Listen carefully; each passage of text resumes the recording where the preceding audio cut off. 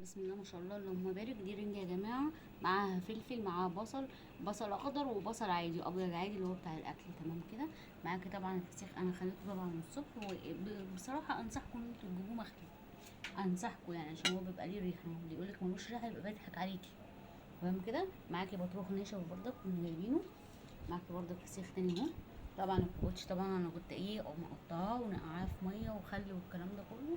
غسلته كويس وصفيته وطلعته جنب الاكل. تمام كده.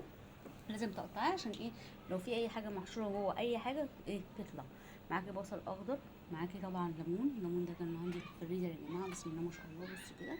طبعا في بنجر مقطعاه حلو قوي جنب الاكل. دي سلطه الزبادي بالطحينه، وفيها بصل وفيها فلفل.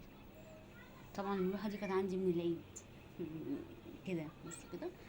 كده اللهم بارك اللهم بارك اللهم بارك. احنا طبعا الاكله دي بنحبها بالليل، بفضلها احسن من الصبح بكتير بكتير بكتير. انا بصراحه بفضلها بالليل، ما بفضلهاش بالنهار خالص.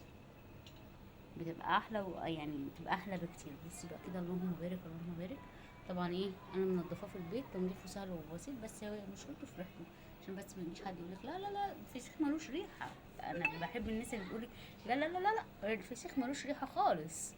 انا بردك ببقى ايدهم كده، ببقى بريحته الفظيعه. بص كده اللهم بارك. طبعا الرنجة يا جماعة خليتها طبعا. البطاريخ اللي فيها انا رميتها، بس البطاريخ دي احنا جايبينها في برطمان كده لوحديها. اللهم بارك اللهم بارك. بسم الله ما شاء الله كده. قول اللهم بارك.